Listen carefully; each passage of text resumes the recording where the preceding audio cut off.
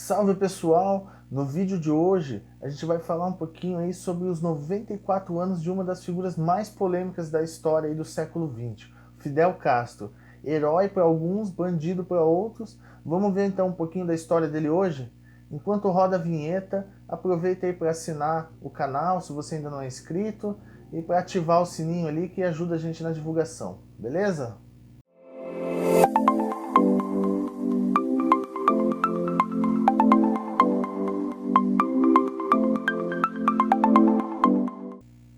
Fidel Alejandro Castro Ruz nasceu em 13 de agosto de 1926 no povoado de Briano, no interior de Cuba. Ele era filho de um fazendeiro produtor de cana e é no início da juventude dele, quando ele vai estudar em Havana, que ele começa a ter os primeiros contatos dele com a política, se torna uma liderança e participa dos primeiros protestos contra o governo cubano da época. É importante aqui a gente compreender o contexto político e econômico de Cuba no início do século XX. Desde os anos 30, a figura de Fulgêncio Batista era central na política. Ele influenciava muitos presidentes, foi presidente por um período, e em 1952, quando ele tenta se candidatar para voltar à presidência e perde a eleição, ele dá um golpe e assume o poder em Cuba. Batista, então, com o apoio dos Estados Unidos, instaura em Cuba uma ditadura que transforma Cuba num cassino dos americanos.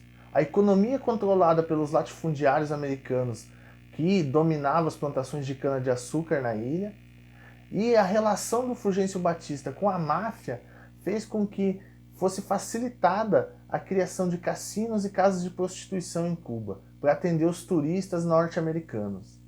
Esse contexto, aliado a uma crescente corrupção, fez com que surgissem várias revoltas populares.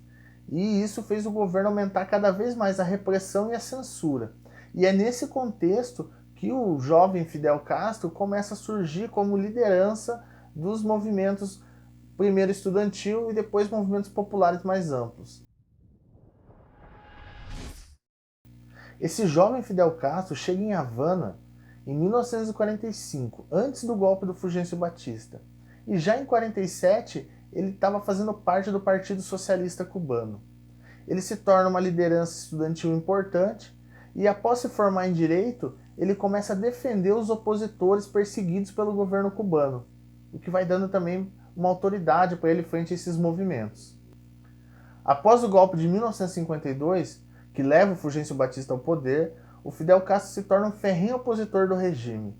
Ele organiza um jornal chamado El Acusador e são os companheiros que ajudam ele a construir esse jornal que vão dar origem ao grupo que tentam o primeiro movimento de derrubada do Fulgêncio Batista, que foi o movimento do assalto do quartel de Moncada.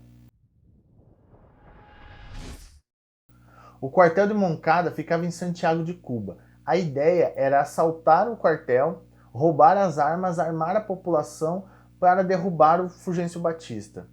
Só que nessa ação, a maioria dos companheiros do Fidel Castro foi assassinada, ele foi preso, condenado a 15 anos de prisão, mas ele consegue sair da cadeia 2 anos depois porque é organizada uma grande campanha pela anistia e liberdade do Fidel Castro.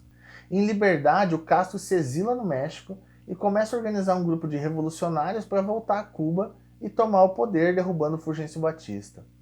Em 2 de dezembro de 1956, junto com Che Guevara, Camilo Cienfuegos e o irmão dele, Raul Castro, eles desembarcam em Cuba e iniciam a guerrilha pela Sierra Maestra, que vai culminar na Revolução Cubana, tomando o poder em 1º de janeiro de 1959.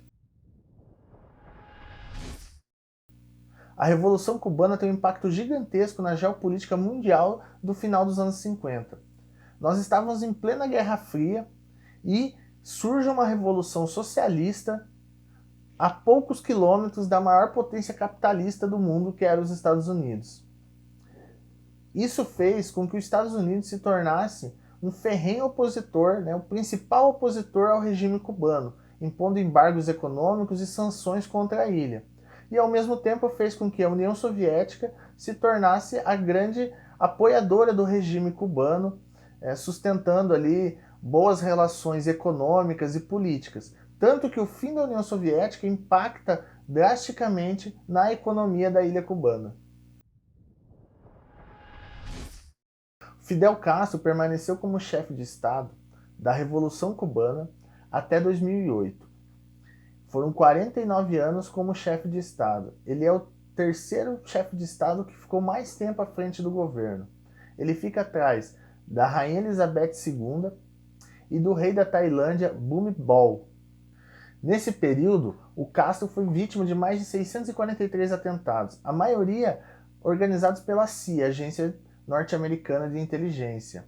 E tiveram métodos bastante inusitados, né? Tiveram molúsculos contaminados, charutos envenenados, até contaminar o shampoo que ele usava para fazer a barba dele cair, o cabelo cair, e isso desmoralizar a imagem dele, foi tentada nesse período aí como ataques contra o Fidel Castro. Durante todos esses anos pós-revolução, o governo cubano sempre foi alvo de muitas críticas. Algumas são infundadas e frutos de uma guerra ideológica contra o regime socialista.